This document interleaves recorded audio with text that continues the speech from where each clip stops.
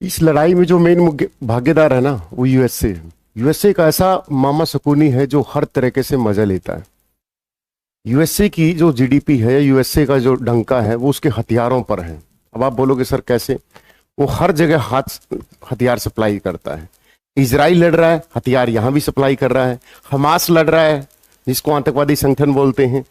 हालांकि है आतंकवादी संगठन वो, बट फिलिस्तीनी या जो गाजा पट्टी के लोग हैं वो तो निर्दोष है ना।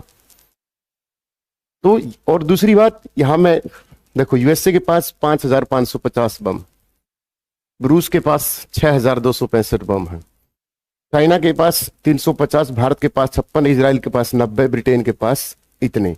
और एक आदमी और है जो वर्ल्ड वार करवा सकता है, किंग जोंग, उत्तर कोरिया वाला, नॉर्थ किंग जोंग, जो पागल सन की आदमी। इसके पास भी 40 से 25, इसके पास भी परमाणु बम है खूब सारे। इसने क्या, अब ये क्या कर सकता है? गाजा पट्टी में जो लोग रहते हैं या हमास है, उनको परमाणु बम देके इजराइल पर अटैक करा सकता है। और जो गल्फ कंट्री हैं, जो खाड़ी के देश हैं, वो फिर सीधा इजराइल पर अटैक करेंगे। एक बार सीधा विश्व युद्ध होने की तैयारी हो जाएगी। क्योंकि ये सन की आदमी उत्तर कोरिया वाला 2 दिन पहले की रिपोर्ट बता रहे कि उत्तर कोरिया वाले ने बोल दिया है वो ईरान को देगा और ईरान फिर हमला करेगा। ईरान पे परमाणु बम है नहीं। दूसरी बात, यहां पर देखिए सारे मुस्लिम कंट्री हैं, सारे, जॉर्डन्स हो गया, वहां सारी कंट्री, ईरान हो गया, उसके आसपास जितने भी हैं, कह रहे हैं कि हम समर्थन में। समर्थन से क्या होता है? भूखे पेट बच्चे मर रहे हैं, 13,000 मौतें हो चुकी हैं। क्यों मुस्लिम होने का दिखावा कर रहे हो? इसीलिए हर हिंदुस्तानी को, हमें भाड़ में जाए, और हर हिंदुस्तानी मुस्लिम भाई को बोलूंगा अपनी इंडिविजुअली तरक्की में वो करें। धर्म, कट्टरपंथी, इन चीजों सोच से अलग है। अब बताओ, यहां पर गाजा पट्टी में लोग मर रहे हैं मुस्लिम, और वहां पर आप अंदाजा लगाओ कितने मुस्लिम देश होंगे। आप बता रहे हो ना कि 57 देशों में मुस्लिम है, तो यहां तो सारे ही मुस्लिम कंट्री भरी है ना। तो अपन जाति, मैं बताता हूं ना कि जाति और धर्म नेताओं का और अपना फायदा ही फायदा होते हैं। देर यहां पर 2 ही जाति हैं पृथ्वी पर एग्जिस्ट करती है, नर और मादा, बाकी सब अपना फायदा। हाँ, मुस्लिम हो, कोई नहीं आएगा आपके घर पे गरीबी का दाना देने, किलो रोटी खा लो, आप मुस्लिम हो। और यहां पर इजराइल क्या कर रहा है? हमास के बहाने से गाजा के निर्दोष लोगों को मार रहा है। क्योंकि हमास आतंकवादी संगठन है, ये मुस्लिम देश मान ही नहीं रहे कि आतंकवादी संगठन है। और हालांकि है, उसकी क्रूरता पहले से ही आएगी, जिसने शुरुआत में ही 4,000 लोग मारे थे। ये क्रूर लोगों का संगठन है और ये निर्दोष लोग हैं। और ये बोल रहा है कि हम इनकी वो कर रहे हैं, और इनको उकसाने वाला यूएसए। इनको उकसाने वाला कौन? इजराइल को उकसाने वाला कौन? यूएसए। यूएसए ने क्या किया? आज से 30-40 साल पहले, 50-60 साल पहले चाइना में खूब सारी कंपनी लगाई थी, ताकि वो किसको कंट्रोल कर सके। क्योंकि चाइना विश्व में सबसे बड़ा था जनसंख्या के हिसाब से, ताकि वो रूस को कंट्रोल कर सके।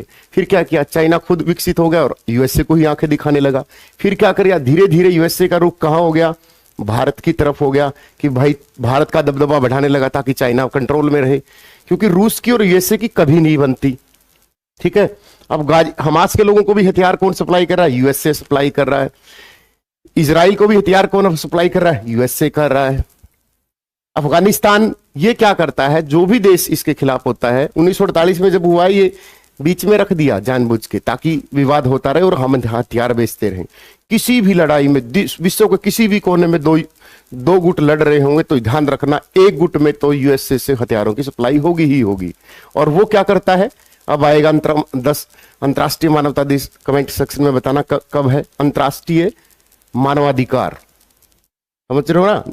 अंतर्राष्ट्रीय मानवाधिकार यूएसए धूमधाम से मनाएगा। अरे हथियारों के, तुम हत्यारों के भी हत्यारे, इतनी हथियार बेचते हो और तुम मानवाधिकारों की बात करते हो, और आप ही बोलते हो कि मानवाधिकार। ये यूएनओ और ये यूएसए एक ही है, सब कुछ, सबका गिला वेला एक ही है। इनका काम है विश्व में अशांति फैलाओ, हथियार बेचो और मजे लो, सुपर पावर बन के रहो। क्योंकि जिसके पास पावर होगी, पैसा होगा, जिसके पास हथियार होंगे, सब उससे डरेंगे। और यही काम यूएसए कर रहा है। और हर जगह टांग अड़ाना, अफगानिस्तान में भी, इराक में भी अपनी आर्मी भेजना। क्यों भाई? दूसरे देशों में तेरा क्या? क्योंकि पावर है, पैसा है। वरना और देश नहीं भेजते अपनी सेना, कहीं पर भी नहीं भेजते। लेकिन यूएसए क्या है, सब जगह अपनी टांग अड़ाएगा, पैसा है, पावर है ये। और इस आदमी के आने से कुछ नहीं है, ये जो लोग हैं निर्दोष मारे जा रहे हैं इजराइल के हाथों, इसका खात्मा करना चाहिए। ये आतंकवादी संगठन है और इजराइल को भी थोड़ा सा कंट्रोल करना चाहिए, ठीक है ना। हाँ, क्योंकि ये निर्दोष लोग मारना बहुत गलत बात है। आप थोड़े से हिंदू मुस्लिम धर्म से थोड़ा सा ऊपर उठ लीजिए, इनसे थोड़ा सा। हाँ, बात करते उत्तर कोरिया वाली। ये आदमी सन की है, अब ये किसको देगा? ईरान को। ईरान को सप्लाई कर रहा है, ईरान इसके बगल में बैठा है, ईरान इसके बगल में बैठा यहां।